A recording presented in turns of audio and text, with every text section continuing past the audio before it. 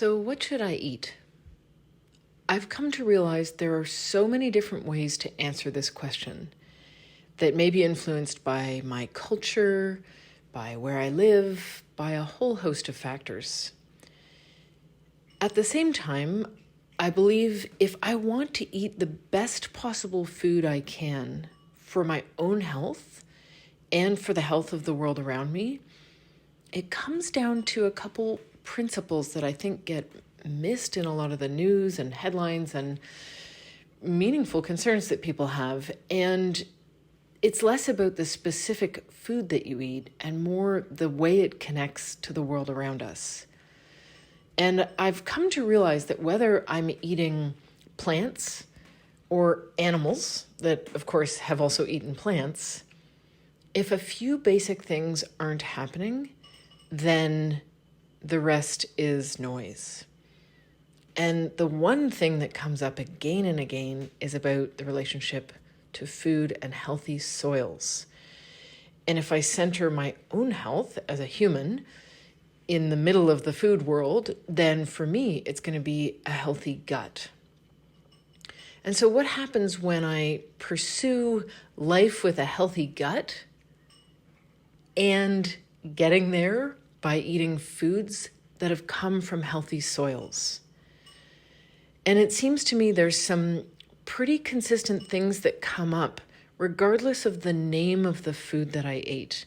And I'm really seeking to get outside of the polarization between more plants or, no dairy or no animal products, and really stay grounded in the relationship between a healthy gut and healthy soils. And there's a lot of reasons I could do that, partly just to avoid the divisions that come up, but also recognizing that each of us is in a unique place, again, culturally, but also regionally, perhaps financially. And beyond that, those details, while they're very important and I think they merit discussion and constant learning, at the end of the day, if the soil isn't healthy and my gut isn't healthy, none of those things matter.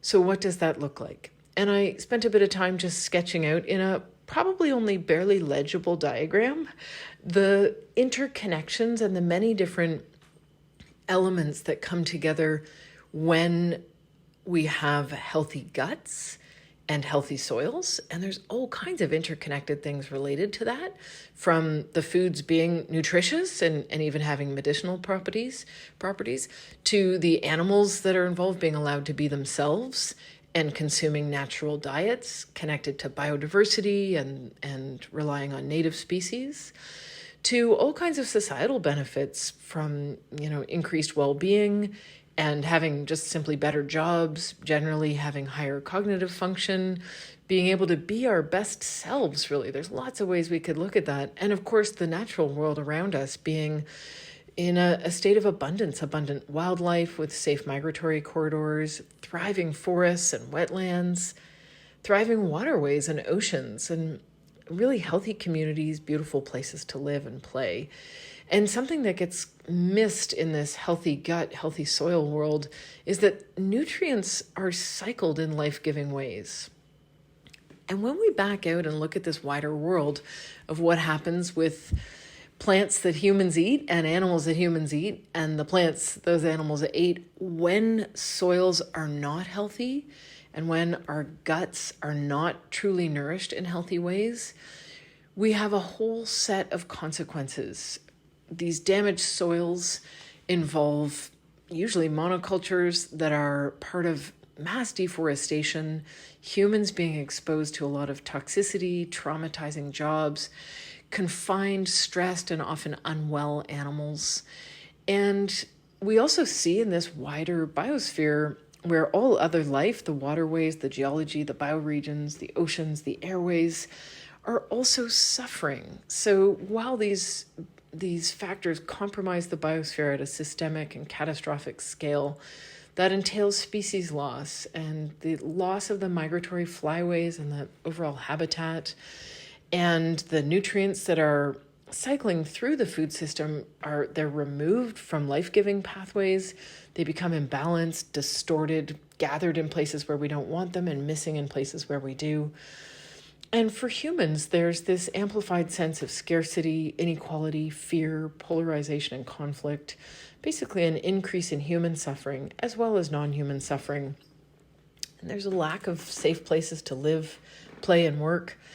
And the increased pollution in our air, water, and soil is part of a pathway that leads to cognitive impairment, hopelessness, despair, and depression, and of course, increased in illness, in types of illness, but also in the prevalence and the severity.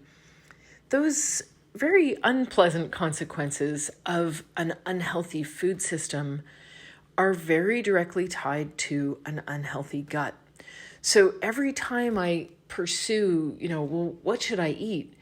I find myself returning to what will make my body healthy and how can I see it in relationship to healthy soils?